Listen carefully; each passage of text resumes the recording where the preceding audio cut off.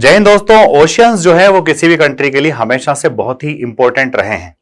Last कुछ years में हमने देखा था कि हम लोग इंडियन ओशियन के साथ साथ पैसिफिक ओशियन को भी साथ में लेकर के चल रहे थे और हमने अपनी पॉलिसी में इंडो पैसिफिक जो है उसको ज्यादा फोकस करना स्टार्ट कर दिया था। इसीलिए हमने क्वाड भी बनाया। अमेरिका, जापान, ऑस्ट्रेलिया के साथ में मजबूती के साथ वो काम चल ही रहा था।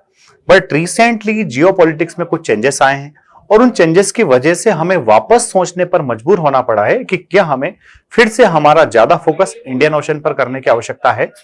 आज के वीडियो में मैं आपको वही बता रहा हूं कि why Indian ocean is so important for us.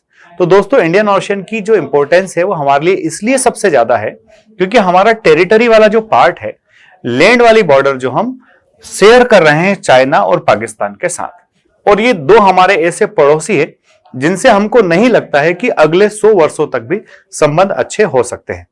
और हमारे ex prime minister Atal Bihari Vajpayee ji ने कहा था कि भाई, आप सब कुछ बदल सकते हो, अपने पड़ोसियों को नहीं बदल सकते क्योंकि उनको बदलना आपके हाथ में नहीं है। इवन व्यक्ति बॉयफ्रेंड गर्लफ्रेंड ही बदल सकते हैं, पड़ोसी आप नहीं बदल सकते क्योंकि वो तभी बदला जाएगा जब उसको अपने आप को बदलना होगा। तो ये जो हमारे पास में एक बहुत बड़ा ऑप्शन था, हजारों किलोमीटर की जो बॉर्डर थी हमारे पास में, जिससे हम कुछ भी हासिल कर सकते थे, पूरे एशिया के साथ ट्रेड कर सकते थे, यहां से हम यूरोप तक जा सकते थे, वो सारा रास्ता हमारा बंद हो गया। परंतु जहां मुसीबत आती है, प्रॉब्लम्स आती है, वहीं कहीं ना कहीं आशा की किरणें भी होती है, रेज ऑफ होप भी होती है। तो हमें प्रकृति ने नवाजा है इतनी लंबी चौड़ी, है ना, मेरीटाइम बॉर्डर के साथ में। हम इतना सारा समुद्र लेकर के अपने पास से बैठे हैं, जहां से हम तमाम आसियान कंट्रीज के साथ ट्रेड कर रहे हैं, जहां से हम अपना पूरा कारोबार अफ्रीका के साथ भी कर रहे हैं, एशियन कंट्रीज के साथ भी कर रहे हैं और यूरोप तक हमारी बात वहां से जा रही है। दोस्तों, रिसेंटली G20 मीटिंग के टाइम पर हमने देखा था कि एक नए कॉरिडोर को अनाउंस किया गया है and that was IMEC, India middle east economic corridor. अब ये India middle east economic corridor भी कहां से जा रहे हैं भाई? ये भी हमारे इंडियन ओशन से होते हुए ही जा रहे हैं। साथ ही साथ अगर हम देखें, अगर हम चाइना के अगेंस्ट अपने स्ट्रिंग ऑफ पर्ल्स और नेकलेस ऑफ डायमंड को छोड़ भी दें तो भाई बहुत सारे इंप्रूवमेंट्स हैं। उसमें सबसे बड़ा जो तकलीफ देने वाला काम किया है हमको मालदीव्स ने। अभी तक मालदीव्स में जो गवर्नमेंट्स रही थी वो प्रो इंडियन गवर्नमेंट्स रही थी। हालांकि बीच में इब्राहिम सोलेह आए थे जो प्रो चाइनीज व्यक्ति थे, और उसके बाद में जो गवर्नमेंट आई थी वो कहीं ना कहीं प्रो इंडिया थी। इंडिया के साथ वो अच्छे रिलेशंस बना के चल रहे थे। उस प्रो इंडियन गवर्नमेंट को हटाकर फेंकने के लिए प्रेसिडेंट मुइज्जू ने मालदीव्स में जो कैंपेन चलाया, that was India out campaign. उस इंडिया आउट कैंपेन की वजह से वो व्यक्ति जीत गए। अब उनकी पार्टी जब जीत गई तो वहां उन्होंने जो वादे किए थे उन वादों को फुलफिल करना उनकी एक मजबूरी भी है, और कहीं ना कहीं वो अपने आप को दिखाना भी चाहते हैं, देखिए हम इंडिया के साय से अपने आप को कैसे अलग कर सकते हैं। जबकि सच्चाई क्या है? सच्चाई यह है कि मालदीव को जब भी प्रॉब्लम होती है, मालदीव को जब भी सपोर्ट चाहिए होता है, इंडिया हमेशा इसके लिए खड़ा था। और हमने अपने जो सैनिक वहां डिप्लॉय किए हुए थे, हमने वहां अपनी एयर फैसिलिटीज जो डिप्लॉय की हुई थी इसीलिए की थी कि किसी भी डिजास्टर के टाइम पर या फिर किसी मेडिकल इमरजेंसी के टाइम पर इंडिया जो है मालदीव को अच्छे से सपोर्ट कर पाए। पर मालदीव को लगा भाई कि नहीं, मुझे तो जो है चाइना और टर्की की गोद में जाके बैठना है। तो इससे पहले क्या होता आया था, मालदीव में जब भी कोई नई गवर्नमेंट बनती थी, जो भी नया राष्ट्राध्यक्ष वहां होता था, प्रेसिडेंट जो होता था, वो जैसे ही चुना जाता था, शपथ लेने के तुरंत बाद वो इंडिया आता था। बट इस बार इन भाई साहब ने नया काम कर दिया। ये पहले टर्की चले गए, फिर चाइना चले गए और एकदम पूरा प्रो चाइना सारा काम कर रहे हैं।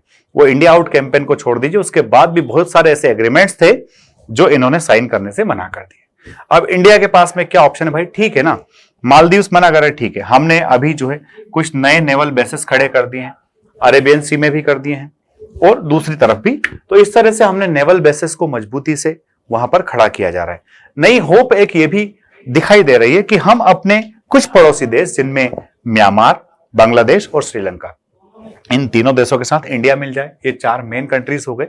साथ ही साथ यहां पर अगर आप देखो तो यहां पर कोमोरोस, मेडागास्कर, सेशेल्स और मॉरिशस, इन चारों को और मिला ले तो इस तरह से एक बढ़िया सा अच्छा एक ग्रुप बन सकता है। और ये ग्रुप जो है इंडियन ओशन में अपनी प्रेजेंस दमदारी के साथ साबित करेगा। हम चाइना को बढ़िया काउंटर कर सकते हैं क्योंकि चाइना का काफी सारा ट्रेड आजकल कहां भी हो रहा है, अफ्रीका में भी हो रहा है। तो इंडिया जो है इन सारी बातों पर फोकस कर रहा है। दोस्तों, रिसेंट जो रिसर्चेस हैं, उन रिसर्चेस में जनरली ऐसा कहा जा रहा है, बताया जा रहा है कि इंडियन नेवी जो है वो वर्ल्ड में 7th पोजीशन पर अभी है है ना, एग्जैक्ट फिगर और आना बाकी है, बट ऐसा कहा जाता है कि इंडियन नेवी जो वर्ल्ड में 7वें नंबर पर है।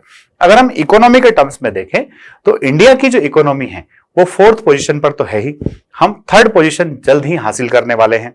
तो अगर इंडिया को दुनिया में तीसरे नंबर की इकोनॉमी बनना है तो डेफिनेटली जिस नंबर पर आपकी इकोनॉमी उसी नंबर पर आपकी नेवी होना चाहिए, क्योंकि दुनिया में उसी व्यक्ति ने, उसी देश ने राज किया है जिसकी नेवी मजबूत रही है। यही काम जो है चाइना पिछले कई दिनों से कर रहा है, जबकि आजाद हमारे बात हुआ था पर उसने अपनी नेवी को काफी स्ट्रांग किया है, काफी मजबूत किया है, अपने ट्रेड को बढ़ाया है। तो कहीं ना कहीं इंडिया भी अपने आप को सशक्त करने में लगा हुआ है, चिंता की कोई बात नहीं है। मालदीव अभी थोड़ी उछल कूद कर रहा है, वैसी ही उछल कूद ये कर रहा है जैसी कुछ उछल कूद थोड़े समय पहले श्रीलंका ने की थी, बट सबको समझ में आ गया श्रीलंका जब चाइना के डेबिट ट्रैप में फंसा और जब वहां इकोनॉमिक क्राइसिस आया तो फिर श्रीलंका की मदद करने को आगे कौन आया? हिंदुस्तान ही आया। हिंदुस्तान की हमेशा से देने की नीति रही है, हिंदुस्तान हमेशा वसुधैव कुटुंबकम की बात पर चलता आया है, one earth one sun one future की बात हम करते आए हैं। इसलिए निश्चित तौर पर इंडिया जो है दूसरे लोगों की आशाओं के अनुरूप बिहेवियर करता रहेगा, साथ ही साथ अपनी पावर को भी बढ़ाता रहेगा। इकोनॉमी में तो पावर बढ़ ही रही है और वैसे भी कहा जाता है पावर कम्स विद इकोनॉमी